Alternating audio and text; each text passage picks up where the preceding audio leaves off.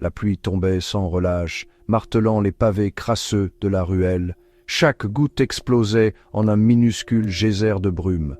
Le gaz vacillant projetait de longues ombres dansantes. L'air était saturé de l'odeur des ordures humides et de la peur.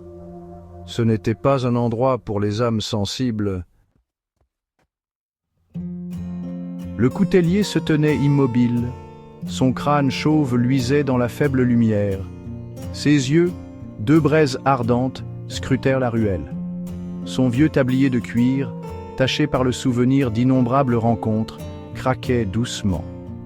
Des bouteilles de whisky, comme des trophées de victoires passées, pendaient à sa ceinture.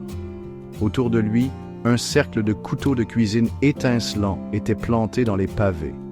Il était un prédateur, et la ruelle était son terrain de chasse. En face de lui se tenait la toupie. Il était une explosion de couleurs dans la ruelle lugubre. Ses vêtements, un kaléidoscope de motifs et de textures tourbillonnants, semblaient se moquer de l'environnement sinistre. Des volants dansaient autour de ses poignets et de ses chevilles. Ses cheveux, sculptés en forme d'ananas, défiaient la gravité et le bon goût. Un sourire maniaque s'étendait sur son visage, révélant une rangée de dents qui pouvaient rivaliser avec celle d'un requin. Il était le chaos personnifié. Quatrième partie. Cul pas propre, l'aiguiseur excentrique.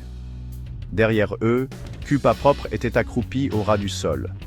Ses yeux, grossis par d'épaisses lunettes à fond de bouteille, allaient et venaient entre les deux personnages. Il serrait un long couteau sinueusement courbé, avec des mouvements rythmiques, presque hypnotiques. Il aiguisait la lame entre ses fesses. Sa langue sortait du coin de sa bouche, suivant le mouvement de l'acier.